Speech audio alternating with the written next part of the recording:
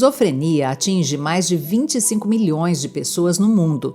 Quem tem casos na família possui maior chance de desenvolver a doença do que quem não tem. Emerge em jovens adultos, em pessoas entre 16 e 30 anos, e elas se, então, manifestam através de sintomas como sintomas produtivos, que são as alucinações, delírios, também como sintomas negativos, que é inabilidade de sentir prazer, né, ou até mesmo um empobrecimento do contato social, e também os sintomas cognitivos, que é a perda da capacidade de raciocínio, de atividades que demandam mais uma função cerebral mais superior. As causas são genéticas, mas também sofrem influência do ambiente. Uma pessoa que não tem nenhum parente com esquizofrenia ainda assim tem chance de desenvolver essa doença. E essa chance é de 1%. Todas as pessoas têm 1% de chance de desenvolver esquizofrenia. Uma mãe grávida, enquanto grávida, tem, por exemplo, uma infecção viral grave, a criança a nascer tem uma chance aumentada de desenvolver esquizofrenia. A toxoplasmose em mães grávidas podem aumentar a chance de desenvolver esquizofrenia.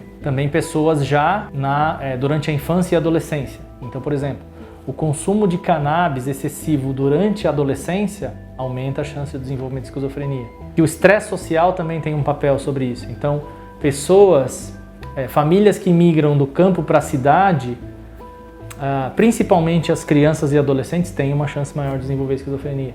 Quanto mais forte essa interação com o ambiente, maior a chance da pessoa desenvolver. Até mesmo aqueles que têm uma baixa predisposição genética. Daniel Martins de Souza, professor de Bioquímica e coordenador do Laboratório de Neuroproteômica do Instituto de Biologia, se dedica ao estudo da esquizofrenia há 18 anos.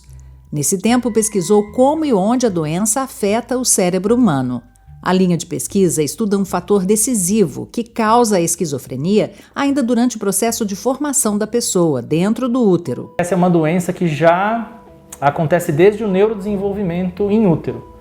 Então, as pessoas, quando estão com o cérebro ainda em formação, ainda na barriga das mães, elas podem ter algumas alterações do ponto de vista molecular, fisiológico, que vão desembocar numa doença depois, a partir do fim da adolescência, começo da idade adulta.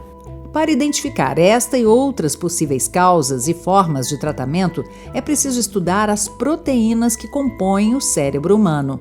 As proteínas existem em todo o corpo, são uma espécie de produto do que é esboçado pelo DNA.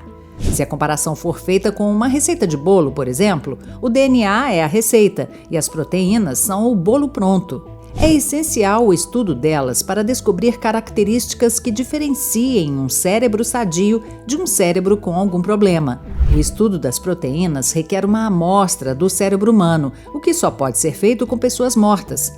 Mas o resultado da análise das proteínas de um órgão sem vida não é preciso. Primeiro que o tecido ele não pode ser coletado logo após a morte.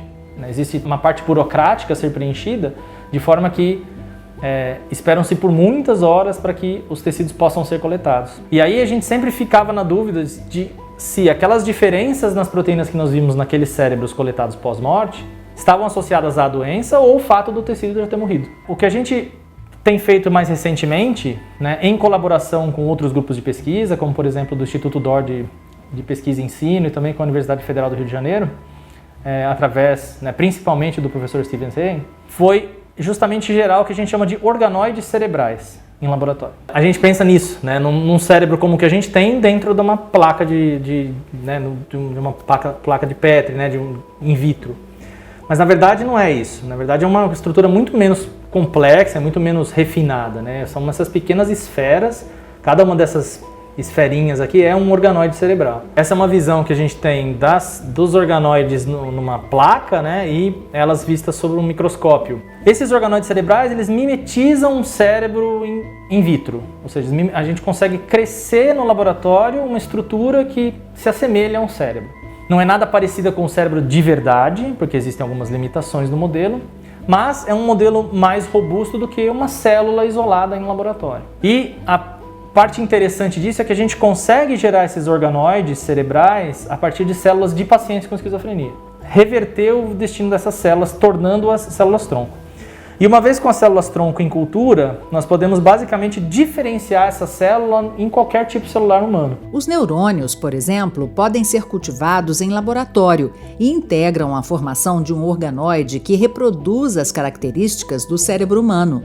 O estudo dos organoides revelou características diferentes das proteínas dos cérebros de pessoas com esquizofrenia em relação às que não têm a doença.